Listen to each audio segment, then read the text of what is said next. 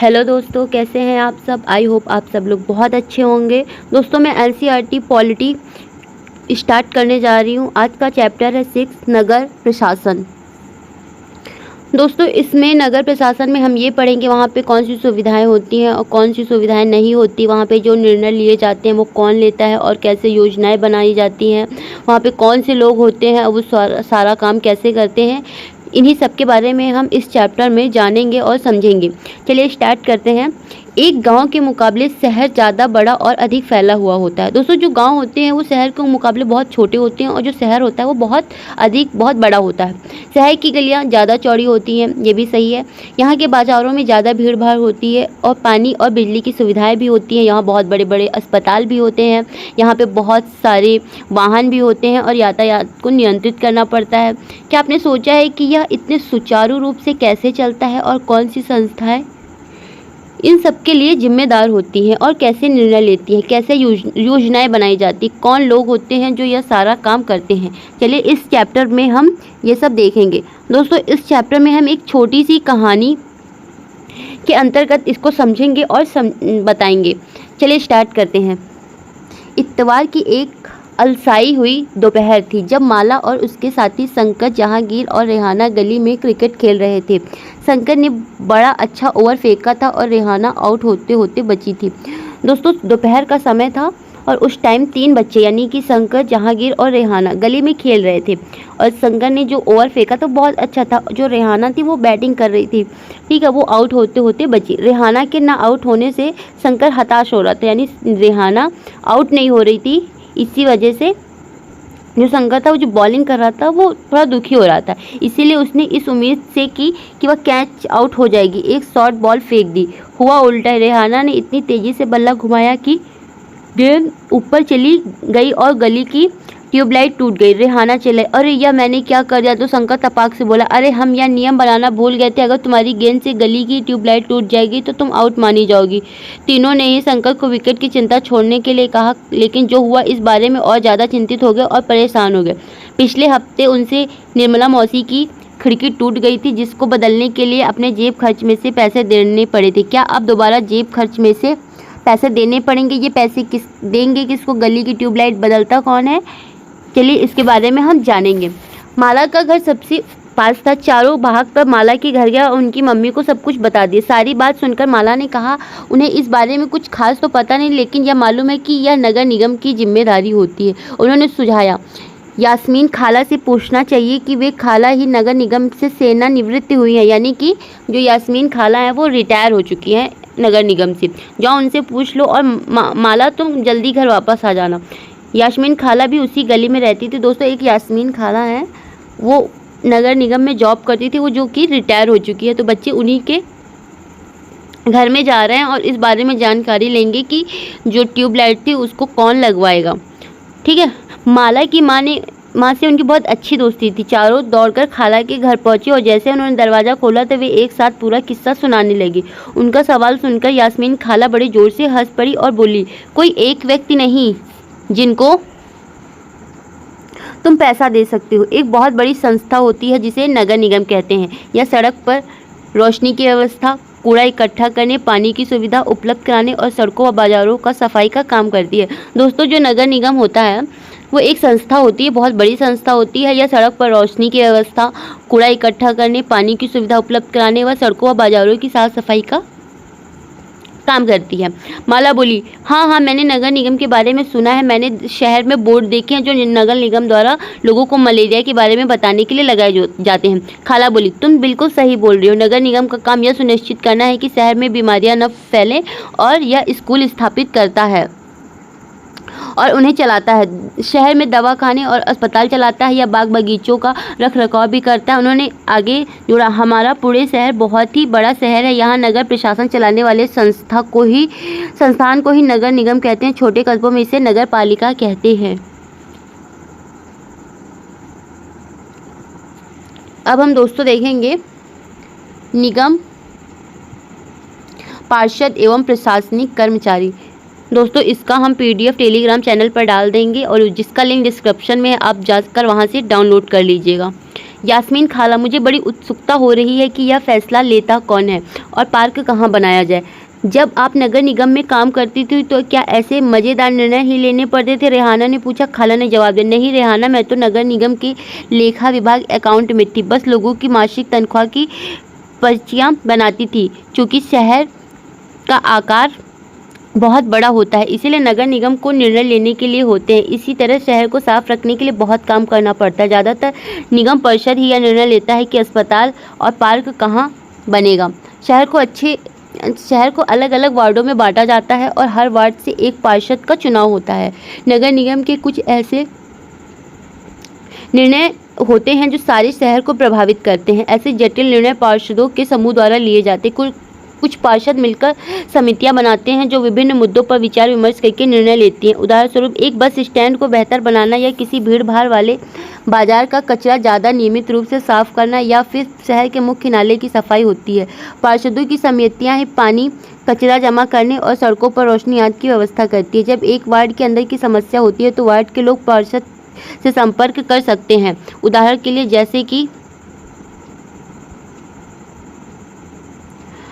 के लिए अगर बिजली के खतरनाक तार लटक कर नीचे आ गए हैं तो स्थानीय पार्षद बिजली विभाग के अधिकारियों से बात करने में मदद कर सकते हैं। दोस्तों, अगर शहर में कहीं पर बिजली खराब हो जाती है या बिजली का तार टूट जाता है या ट्रांसफार्मर जल जाता है तो इसका काम क्या कहते हैं कि निगम पार्षद ही करेगा। ठीक है, वो अधिकारियों से बात करके इसकी मदद करते हैं। जहां पार्षदों की समितियां एवं पार्षद विभिन्न मुद्दों पर निर्णय लेने का काम करती, वहीं उन्हें लागू करने का काम आयुक्त यानी कमिश्नर और प्रशासनिक कर्मचारी करते हैं। आयुक्त और प्रशासनिक कर्मचारियों की सरकार द्वारा नियुक्ति की जाती है, जबकि पार्षद निर्वाचित होते हैं। तो नगर निगम में ये निर्णय कैसे लिए जाते हैं? रेहाना ने पूछा। वह कभी सोचना बंद ही नहीं करती। बच्चों के सवाल से खुश होकर यास्मीन खाला ने जवाब दिया, सारे वार्डों के पार्षद मिलते हैं और सबकी सम्मिलित राय से एक बजट बनाया जाता है। इसी बजट के अनुसार पैसा खर्च किया जाता है। दोस्तों, पार्षद यह प्रयास करते हैं कि उनके वार्ड की विशिष्ट जरूरतें परिषद के सामने रखी जाएं। फिर ये निर्णय प्रशासनिक कर्मचारियों द्वारा क्रियान्वित किए जाते हैं। खाला बड़ी खुश थी क्योंकि किसी बड़े व्यक्ति ने तो आज तक उनके काम के बारे में पूछा नहीं था। बच्चों के सवालों ने उन्हें अनुभव बांटने का एक मौका दिया था। शंकर ने बड़ी उत्सुकता से पूछा, अपना शहर तो इतना बड़ा है, इसकी देखभाल के लिए तो बहुत लोगों की ज़रूरत पड़ती होगी। तब खाला ने कहा, नगर निगम में ढेर सारे लोग काम करते हैं। वह अब तक क्रिकेट के मैच और अपने आधे ओवर की बात बिल्कुल भूल चुका था।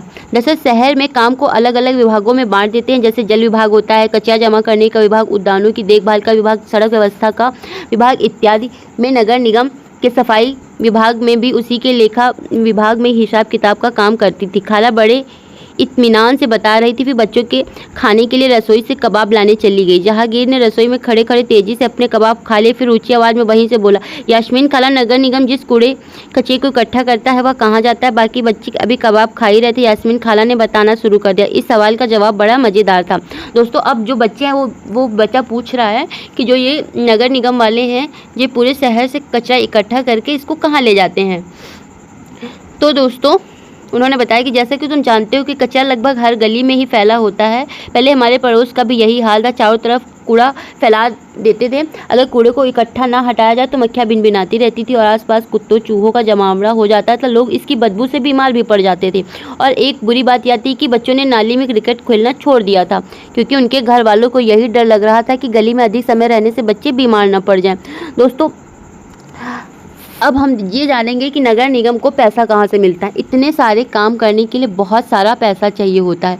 निगम यह राशि अलग अलग तरीक़ों से इकट्ठा करता है। इस राशि का बड़ा भाग लोगों द्वारा दिए गए कर से आता है। कर वह राशि जो सरकार द्वारा उपलब्ध कराई सुविधाओं के लिए सरकार को देते हैं। जिन लोगों को अपने घर होते हैं उन्हें संपत्ति कर देना होता है, साथ ही पानी एवं अन्य सुविधाओं के लिए भी कर देना होता है। जितना बड़ा घर उतना ज़्यादा कर। निगम के पास जितना पैसा होता है उसमें संपत्ति कर से केवल 25 या 30% पैसा ही आता है। शिक्षा पर भी कर लगता है। अगर आप किसी दुकान या होटल के मालिक हैं तो उस पर भी कर देना पड़ता है। अगर आप सिनेमा देखने जाइएगा तो टिकट पर ध्यान से देखिएगा कि हमें मनोरंजन के लिए भी कर देना पड़ता है। इस तरह अमीर लोग संपत्ति कर देते हैं, वहीं जनसंख्या का एक बड़ा हिस्सा सामान्य स्तर के कर अधिक देता है।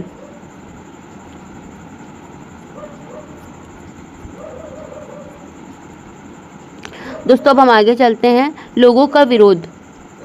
यास्मीन खाला ने अपनी बात जारी रखी। मोहल्ले की औरतें इन सब से बड़ी नाराज़ थी। वे सलाह लेने मेरे पास भी आई। मैंने उन्हें कहा कि मैं विभाग के किसी अधिकारी से इस मामले में बात करने की कोशिश करूंगी। मैं अगर भी निश्चित तौर पर यह बात नहीं कर सकती कि इसमें कितना समय लगेगा। इस पर गंगाबाई ने बताया कि हमें अपने वार्ड के पार्षद के पास इस समस्या को लेकर जाना चाहिए। आखिर वोट देकर उसे हमने चुना है, उसके सामने हमें विरोध प्रदर्शन करना चाहिए। जैसे कि कभी कभी ये होता है कि दोस्तों हमारी बात नहीं सुनी जाती है, तो हमें प्रदर्शन करते हैं जिससे कि हमारा काम आसानी से हो सके। गंगाबाई ने महिलाओं के एक छोटे समूह को इकट्ठा किया और पार्षद के घर पहुंच गई। सभी औरतें घर के सामने जाकर नारे लगाने लगी। तभी पार्षद घर से बाहर निकले। उन्होंने उनकी समस्या के बारे में पूछा। गंगाबाई ने अपने मोहल्ले की खराब हालत बयान की। पार्षद ने उन महिलाओं से वादा किया कि वे अगले दिन ही उनके साथ आयुक्त से मिलने जाएंगे। साथ ही उन्होंने गंगाबाई को मोहल्ले की सारे वयस्कों से एक अर्जी पर दस्तखत करवाने के लिए कहा। अर्जी यह थी कि मोहल्ले से कचरा उठाने की नियमित व्यवस्था की जाए। उन्होंने सुझाव दिया कि कल आयुक्त से मिलने जाते समय स्थानीय सफाई अभियंता यानी इंजीनियर को भी साथ ले जाना अच्छा रहेगा। इससे फ़ायदा होगा कि सफाई अभियंता भी आयुक्त को बता सकेगा कि हालत कितनी ख़राब है। दोस्तों गंगाबाई जी थी जो उन्होंने एक विरोध प्रदर्शन किया, वो भी पार्षद के घर के सामने। तो पार्षद ने उनसे उनकी समस्या पूछी, तो उसने उन लोगों से वादा किया कि ठीक है, आप लोग परेशान मत हो, अभी आप घर जाओ और हम कल आके आयुक्त के साथ वहाँ की स्थिति देखेंगे, फिर उसको हम नियमित रूप से उसकी व्यवस्था करेंगे। ठीक है। फिर उस दिन पूरी शाम बच्चे घर घर का चक्कर लगाते रहे ताकि अर्जी पर ज़्यादा से ज़्यादा परिवार के लोगों के दस्तखत लिए जाएं। अगली सुबह बहुत बड़ी संख्या में महिलाएं पार्षद और सफाई अभियंता के साथ नगर निगम के दफ्तर आए। आयुक्त पूरे समूह से मिलने पर वे बहाना बनाने लगे कि नगर निगम के पास पर्याप्त संख्या में ट्रक उपलब्ध नहीं है। गंगाबाई ने तपाक से कहा, लेकिन लगता है कि आपके पास अमीर इलाकों से कचरा उठाने के लिए पूरे ट्रक है। जहांगीर ने झट से कहा, इससे आयुक्त का तो मुंह ही बंद हो गया। अरे नहीं तो क्या, उसने फौरन इंतजाम करने के लिए कहा। यास्मीन खाला ने बताया कि गंगाबाई ने आयुक्त को चेतावनी दी, अगर 2 दिन के अंदर काम नहीं हुआ तो नगर निगम के सामने बहुत बड़ी संख्या में महिलाएं धरने पर बैठ जाएंगी। दोस्तों खाला के सेवानिवृत्त होने के बाद से क्या क्या बदला, यानी कि खाला जब रिटायर हो गई तो उनके बाद से क्या क्या बदला वो हम जानते हैं। यास्मीन खाला ने बच्चों को नहीं बताया कि वह यह है कि हाल के समय पैसा बचाने के लिए कई नगर निगमों ने कचरा उठाने और उसे ठिकाने लगाने के लिए निजी ठेकेदार रख लिए हैं, जिसे निजीकरण कहते हैं। इसका मतलब है कि कोई काम पहले सरकारी कर्मचारी थे, अब वे निजी कंपनियां करती हैं। दोस्तों इसका मतलब ये होते हैं कि जैसे प्राइवेट ठेकेदार, ठीक है, वो सरकारी होते हुए भी उसमें प्राइवेट कर्मचारी ठेका लेके काम करवाते हैं। निजी ठेकेदार जिन मजदूरों को कचरा जमा करने और उठाने के काम पर लगाते हैं उन्हें बहुत कम पैसे देते हैं और उन मजदूरों की नौकरी अस्थायी होती है। कचरा उठाने का काम काफ़ी खतरनाक भी होता है। अक्सर उनके पास सुरक्षा के साधन भी नहीं होते हैं। अगर काम करते हुए वे घायल हो जाएं तो उनकी देखभाल करने वाला भी कोई नहीं होता है। ठीक है। सभी तो क्या गलियों की सफाई हो गई, रेहाना ने झट से पूछा, जो कभी चीज़ों को अधूरा नहीं छोड़ती थी। 2 दिन तक तो कुछ भी नहीं हुआ, तो वो जब एक बहुत बड़े समूह ने विरोध प्रदर्शन किया, जोरदार नारे लगाए, तब जाकर बात बनी। अब मोहल्ले की सफाई नियमित रूप से होने लगी। यह तो बिल्कुल बम्बैया सिनेमा की तरह सुखद अंत हुआ। माला ने कहा, वह अपने आप को नेतृत्व करने वाली गंगाबाई की भूमिका में देखने का सपना देख रही थी। सभी बच्चों को गंगाबाई की कहानी सुनकर बहुत मजा आया। उन्हें इसका तो आभास था कि मोहल्ले में गंगाबाई की खासी इज्जत थी और लोग उन्हें बहुत मानते थे, मगर इसका कारण उन्हें अब समझ में आ गया था। बच्चों ने खाला का शुक्रिया अदा किया और जाने के लिए खड़ी उठी। जाते जाते रेहाना ने कहा, खाला बस एक आखिरी सवाल, घर का अभी जो 2 कूड़ेदान है वो भी क्या गंगाबाई का सुझाव था? खाला हंसने लगी, अरे नहीं, या तो नगर निगम ने ही सुझाव दिया था कि हम खाने पीने और गलने वाली चीज़ों को एक कूड़ेदान में डालेंगे और प्लास्टिक, कांच जैसी न गलने वाली चीज़ों को दूसरे कूड़ेदान में। जब हम अपनी कचरे की छटाई कर देते हैं तो नगर निगम वालों का थोड़ा काम आसान हो जाता है। बच्चों ने इतने सारे सवालों का जवाब देने के लिए खाला का फिर से शुक्रिया अदा किया और टहलते हुए गली की तरफ चले गए। बहुत देर हो चुकी थी, उन्हें जल्दी जल्दी घर पहुंचना था। आज हमेशा से मुकाबले गली में थोड़ा ज़्यादा अंधेरा था। उन्होंने ऊपर देखा, फिर मुस्कुराते हुए एक दूसरे को देखा और वापस खाला की तरफ दौड़ पड़े। दोस्तों एक छोटी सी स्टोरी सुना देते हैं। 1994 में सूरत में भयंकर प्लेग फैला था। दोस्तों ये एक बीमारी होती है, चूहों की वजह से होती है। सूरत भारत के सबसे गंदे शहरों में से एक था। लोग घरों का और होटलों का भी कूड़ा कचरा पास की नाली में या सड़क पर ही फेंक देते थे। इससे सफाई कर्मचारियों को कूड़ा कचरा उठाने तथा उसे ठिकाने लगाने में काफ़ी मुश्किल होती थी। ऊपर से नगर निगम अपना काम नियमित रूप से नहीं कर रही थी, इसकी स्थिति और भी बदतर हो गई थी। फ्लेग हवा के जरिए फैलता था, जिन लोगों को फ्लेग हो जाए वो दूसरों से अलग रखना पड़ता था। सूरत में उस साल बहुत से लोगों की जान गई, करीब 3.5 लाख से अधिक लोगों को शहर छोड़ना पड़ा। फ्लेग के डर से यह अनिवार्य हो गया था कि नगर निगम मुस्तैदी से काम करे। सारे शहर की अच्छे से सफाई हुई। आज की तारीख में चंडीगढ़ के बाद भारत के सबसे साफ शहर में दूसरा स्थान सूरत का है। ठीक है दोस्तों, सूरत में क्या हुआ था, वहाँ पे गंदगी की वजह से वहाँ पे फ्लेग एक बीमारी होती है जो चूहों के कारण गंदगी की वजह से हो जाती है। ठीक है, वो नगर निगम का नियमित रूप से काम ना करने की वजह से ऐसा हो गया था, जिसकी वजह से वहाँ पे 3.5 लाख से ज़्यादा लोग मर गए थे। दोस्तों आज के लिए इतना ही है। अब हम नेक्स्ट वीडियो में नेक्स्ट चैप्टर लेके आएंगे। अगर आपको हमारा वीडियो पसंद आया हो तो लाइक कमेंट शेयर ज़रूर कीजिएगा। अगर आप हमारे चैनल पर नए हैं तो सब्सक्राइब करना बिल्कुल भी ना भूलें। थैंक यू दोस्तों।